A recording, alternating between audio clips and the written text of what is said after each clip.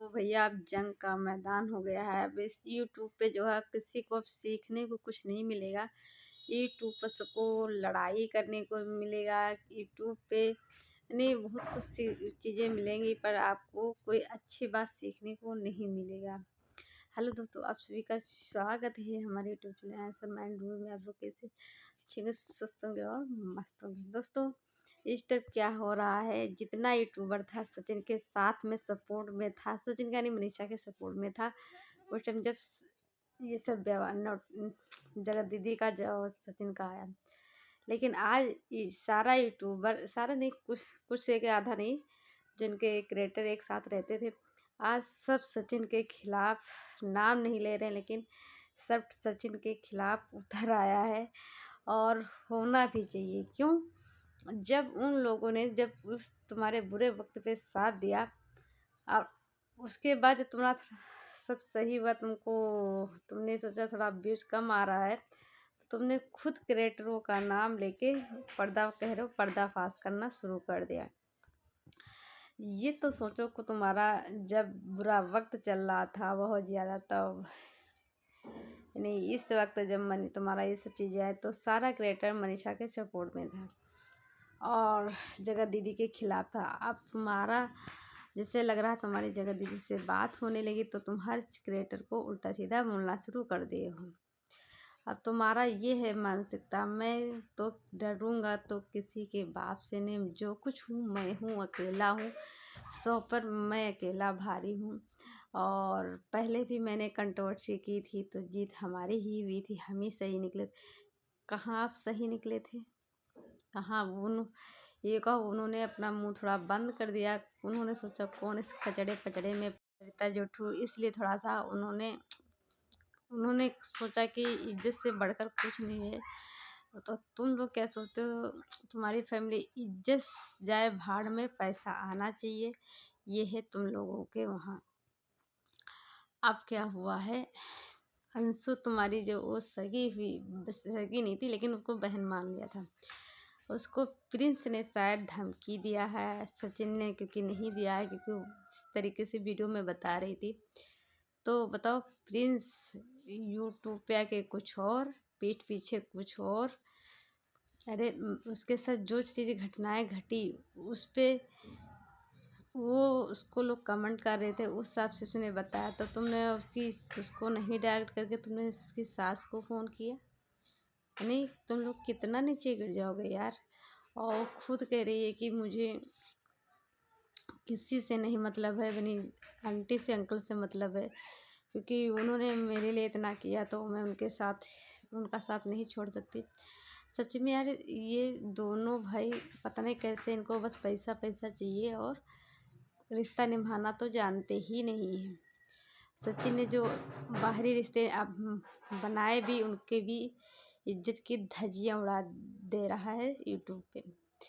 और रह गई बात, जैसे वो क्या कहते हैं, अंशु अंशु का कहना है कि ये प्रिंस ने कहा होगा कि 2-4 पैसा जो हमारे उससे कमाने लगी, ये वो, तो वही उसका कहना था कि हम तुम्हारी वजह से नहीं, तुम्हारा इसमें ज़रा सा भी सपोर्ट नहीं है, जिसका है उसका मैंने नाम लिया है और ले रही हूँ। यार सच में तुम लोग किसी को नहीं छोड़ते हो, खुद के अपने माँ बाप को गाली देने लगते हो बीच के चक्कर में, भाई भाई को बदनाम करने लगते हो, बहन को बदनाम करो, कहीं अपने माँ बाप को बदनाम करो, कहीं किसी रिश्तेदार को बदनाम करो, कहीं कोई यूट्यूबर को बदनाम करो, कहीं कोई रिश्ते चैनल को बदनाम कर रहे हो, कहीं व्यूवर्स अगर कमेंट करते हो उनको बदनाम कर रहे हो। खाली तुम लोगों को बस पैसा ही पैसा चाहिए। तुम जो कह रहे हो इस टाइम क्रिएटरों की मैं पोल खोलूँगा, तुम्हारी कितनी गलती किसी भी क्रिएटर की नहीं, और कोई भी क्रिएटर अपनी बातें सोशल मीडिया पे नहीं रखा था। सृष्टि आई, उसने तुम्हारा साथ दिया, उनको तुमने धोखा दिया, उनके साथ तुमने ऐसा किया, नीतू के साथ ऐसा किया, और सरिता जेठू के साथ तो पहले कर ही चुके हो। अंकुश को लेकिन हाँ, इस टाइम पे नहीं बोलना चाहिए था, क्योंकि जब अंकुश को जैसे इन्होंने नहीं बोला, तब भी अंकुश क्या कह रहे, नीतू का पक्ष ले रहे हैं, लेकिन जब उसमें क्या कहते हैं ना, उनके साथ गेहूँ के साथ घुन भी पिस जाते हैं, तो वही इनका भी हो रहा है।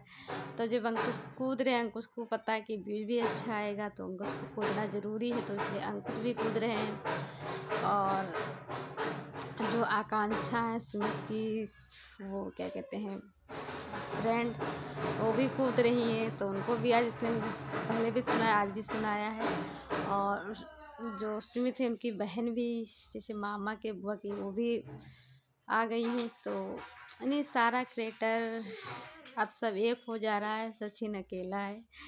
तो ये सब चीज़ें हैं। और दोस्तों मेरे घर के सामने शादी है और ये लोग भी बिहार के ही हैं, तो ये लोग यहाँ रहते हैं। दोस्तों ये जो आवाज़ आ रही है इसका थोड़ा आप लोग इग्नोर करना।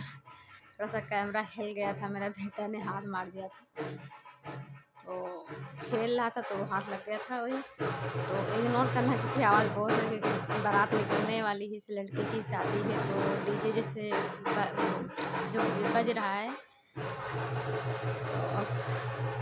यही सब चीज़ें हैं दोस्तों। देखिए कब कब और ये लड़ाई जो है दिन ब दिन बढ़ती जा रही है, बढ़ती, क्योंकि इसमें किसी का एक ही पैसा अच्छा खासा आ रहा है, पैसा इसमें अच्छा खासा लोगों को आ रहा है, इसलिए लोग इसमें वो करते जा रहे हैं।